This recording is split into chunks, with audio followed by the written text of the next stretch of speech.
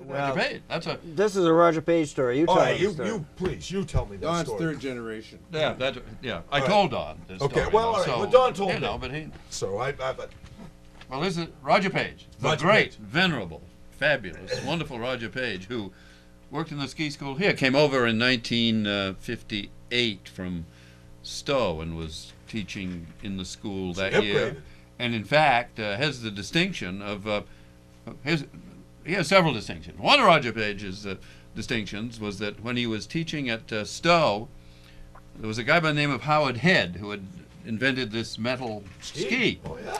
And he brought a pair of his Head Stenders, the first skis that he had invented, and he wasn't much of a skier. And he came up, and Roger was his instructor. Yeah. And he made the mistake of taking him up on nosedive at Stowe for his first lesson. And Howard Head, on that first pair of Head Standards, broke his leg. And in the Vermont Ski Museum, there is a reproduction of the front page of the Stowe Reporter, which is the newspaper in Stowe, Vermont. And the headline in the story was, "Head breaks leg on nose." Roger, after he came over here, in fact, part of a teaching technique back then, trying to get people to do reverse shoulder, was to put your poles behind your back, remember, and you put your arms around your poles. Tony Siler? You don't, I don't know what Don it was. doesn't have poles. Anyway, right station. in front of the base lodge, Roger had a student traversing across, fell down and broke his ankle. Right in front.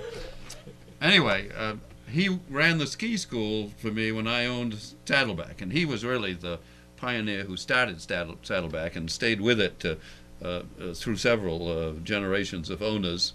But when I was the owner, he ran the ski school for me, and we were great friends. And we were standing in the base lodge one morning, not unlike this morning, except it was very shiny, looking out at the Wheeler slope there. And Roger has always been one with a great smile on his face all the time. He came up to me in the base lodge, and he said, "John, let's take a run." And I said, "Roger Christ, it's all ice." And he said, "John, if there ain't any fish under it, it ain't ice." He had another great line. Okay. Perfect. I hate, gee, I don't want to... No, go right ahead. These guys have... Suck the air. No. We'll sober these guys up and get a story out of them sooner. Harvey Boynton started selling Castley skis. Right. In fact, Don remembers the year he says that I broke 13 pair of wooden Castley skis. White Stars. Metal Black Stars, Castley. Blue Metal. Stars. No, those are Nizels. Oh, Nizels. That's right. I'm sorry. Oh, White Stars. Yes. White. Anyway, he tried to get... he wanted to get Roger to try out a new pair of red Castley slaloms that he had in the shop, and we were standing out in front of his shop there, and he brought them out, and Roger stepped into them, and those slaloms, I mean, they were short for the time. They were like 210s. Yes, right. Maybe 207s, actually. Snowshoes. And when you stood on them, you could still see air under your feet. I mean, they were that stiff. Yeah, a lot of camber. And so we went up and skied went up over to number 1 T-bar there. Levis Jones loaded us on. We skied that funny slope. Roger came down. Harvey was still standing on the porch out there. And Roger took the skis off, handed them to Harvey, and he said, "Harvey, the only place you can turn these skis is in the air."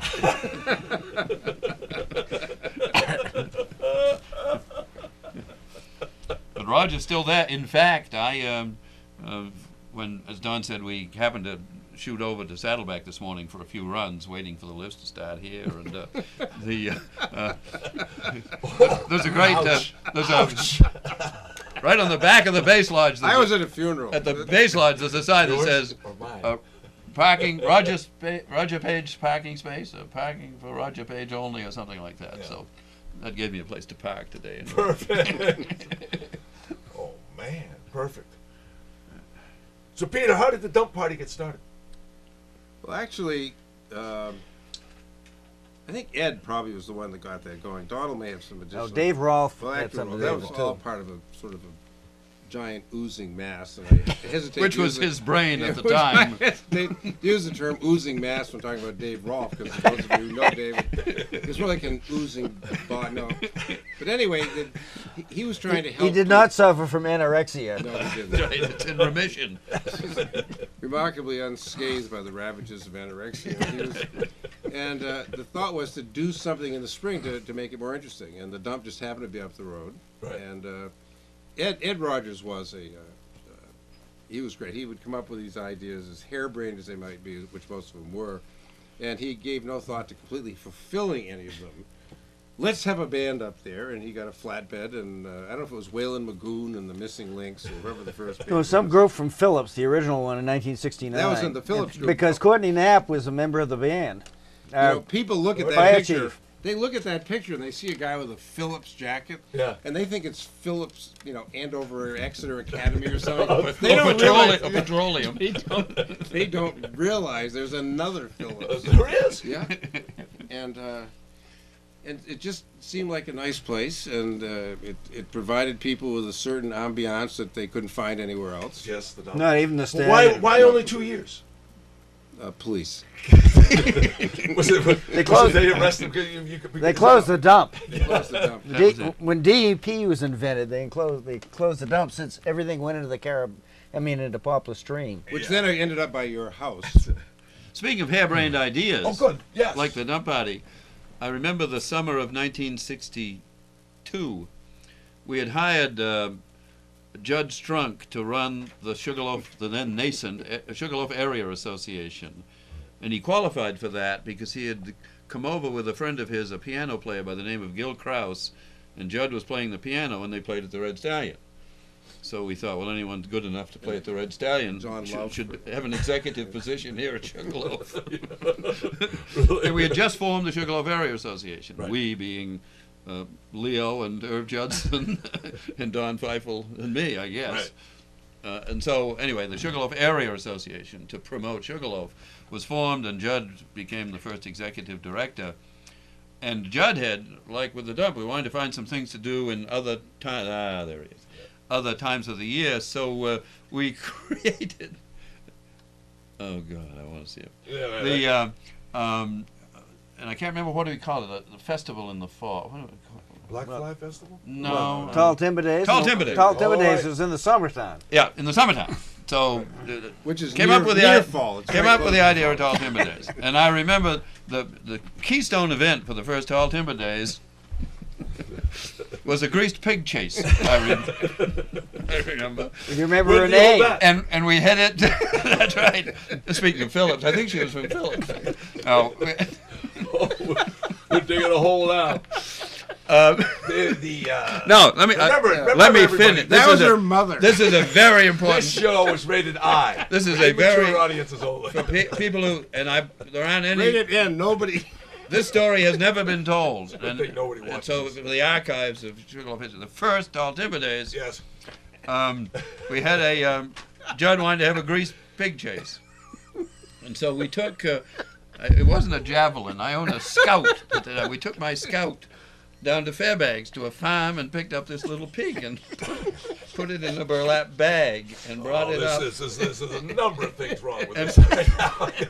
and brought it up. And you let the sheep go. Well, anyway, there were a whole pile, and we did it at the airport. Before it was an airport, it was just a grass strip at the time. Right.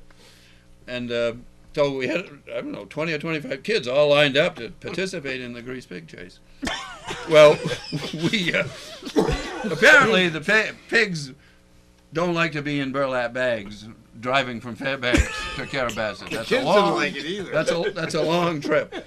So this pig relieved itself during the entire trip up to Carabasset.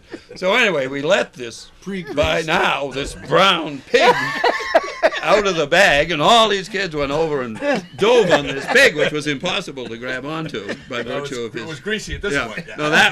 No, and I remember Judd Self-greasing. Judd Strunk's great line. He said, "I think, John, we found the world's first self-greasing pig." There's a number of things wrong with it. There's gonna be people calling from farmyard people to protect the pig. I mean, this is. Well, it's like DEP. They didn't exist either. Then, so it didn't- Neither did Peter. Animal That's right. cruelty. Nor did we. I mean, this is wrong Yeah. in a number Yeah. of different things. Yeah. And who won that contest?